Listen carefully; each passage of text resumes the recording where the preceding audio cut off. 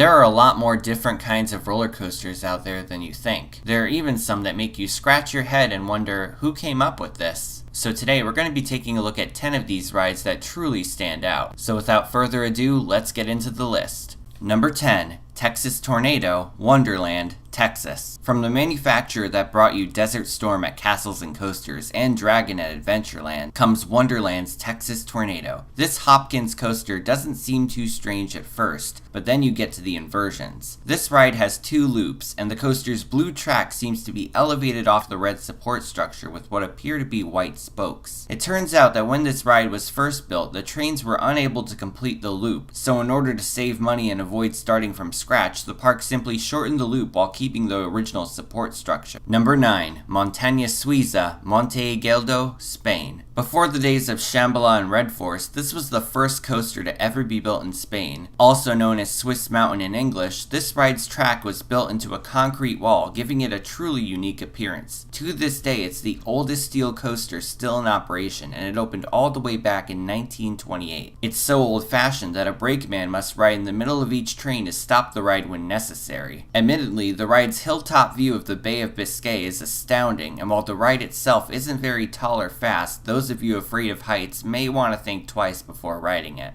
Number 8. Tranen, Skar Summerland, Sweden. This S&S creation is the only one of its kind in the world. If you combine an Aero suspended coaster with a B&M wing coaster, you'd get this bizarre creation. With a train on each side of the track, this coaster goes through several helixes and inversions. However, while the track does invert twice, the suspended trains remain vertical, so the coaster technically doesn't have any inversions. While the ride was well received by guests, its low capacity reportedly made it unappealing to potential buyers. So S&S has so far only built one of these. It can only carry up to 600 riders per hour, which isn't exactly helpful for the bigger parks. So if we do end up seeing another one of these, it'll definitely be at a smaller park. Number 7. New Wild Mouse, Misaki Park, Japan. No, there's nothing wrong with your computer screen. This is what the track actually looks like. New Wild Mouse is another roller coaster from Hopkins, only this time it's their variation on a Wild Mouse. While Wild Mouse coasters aren't exactly the most acclaimed rides out there, their symmetrical layouts are pretty satisfying to look at. However, this isn't the case for this ride. The turns are not only completely random, but for some reason, certain sections of the track are slightly wavy, a feature one can only assume is supposed to provide airtime. As if that wasn't strange enough, the trains have animal names written on them, like giraffe and elephant. So far, this is the only new Wild Mouse that Hopkins has made, but considering that they haven't made another coaster since then, there's unlikely to be another one. Number 6. Powder Keg, Silver Dollar City, Missouri. Down in Branson, Missouri lives one of the most unique roller coasters in America. But what makes this coaster so different from the thousands of others out there? Well, several things. First of all, the coaster has a fascinating history. When it first opened in 1999, it was known as a Premier Rides water coaster named Buzzsaw Falls. It had a simple layout with a chain lift, some twisting turns and drops, and of course, a classic splashdown. However, the ride lasted only 4 years after suffering several technical issues. So to save on construction costs, the park hired S&S to convert this water attraction into a launch coaster named Powder Keg. This new attraction used a revolutionary compressed air launch and is currently the only coaster in America to feature such a launch. Strangely enough, the ride still uses Buzzsaw Falls chain lift in the second half, making it one of only a few coasters out there to feature both a launch and a chain lift. As if that wasn't enough, the ride uses a transfer track to lift passengers to the launch platform. It really does have to be seen to believe.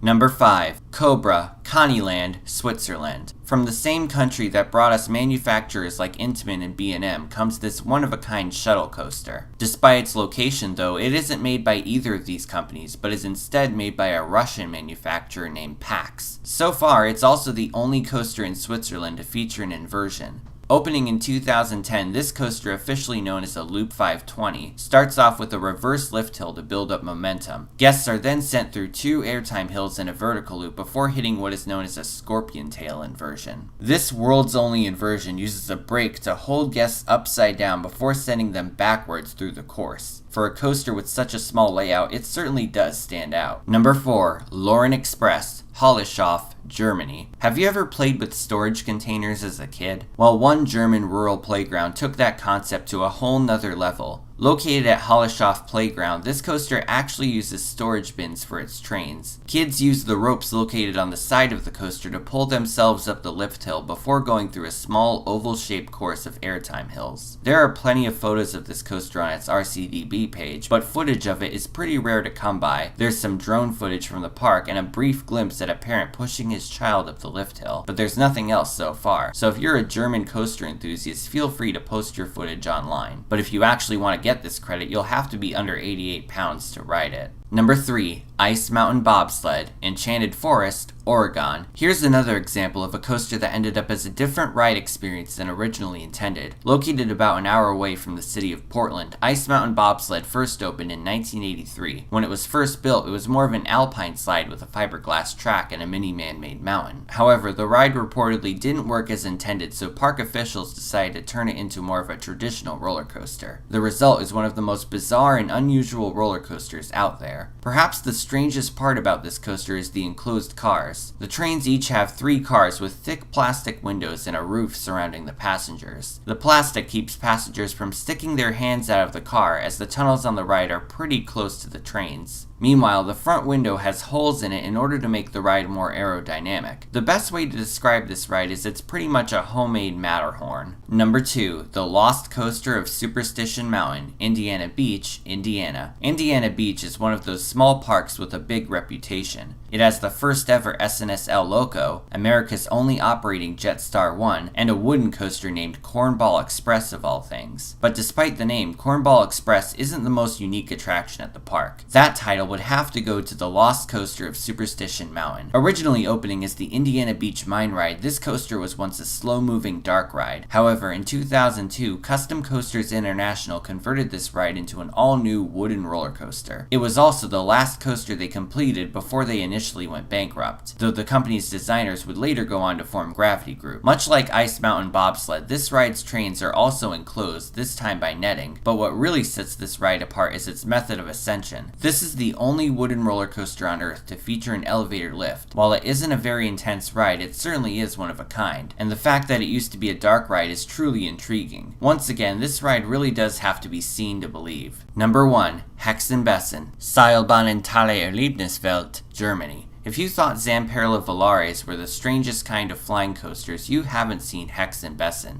aka Witch's Broomstick in English. This coaster is located at German witch-themed amusement park Seilbahnentalé Erlebniswelt. According to local legend, witches and demons inhabit the lands around this park. It features several rides, including an alpine coaster and this truly unusual creation. The ride's trains resemble metal cylindrical cages, and each seat 1 passenger. Riders lay on their stomachs as they go through the course, which technically makes this a flying coaster. Strangely enough, this ride is made by an alpine coaster company named Wiegand, the same manufacturer who made the famous Smoky Mountain and Goats on the Roof alpine coasters. This coaster is especially odd because the view is pretty obstructed by that metal cage. Still though, this is a wonderfully weird coaster that is certainly worth riding. If you have this on your credit list, kudos to you. Thanks for watching, everyone. Feel free to subscribe and follow me on social media. I'm on Twitter, Instagram, and Facebook. You could find links in the description. This is Theme Park Crazy, and I'll see you all next time.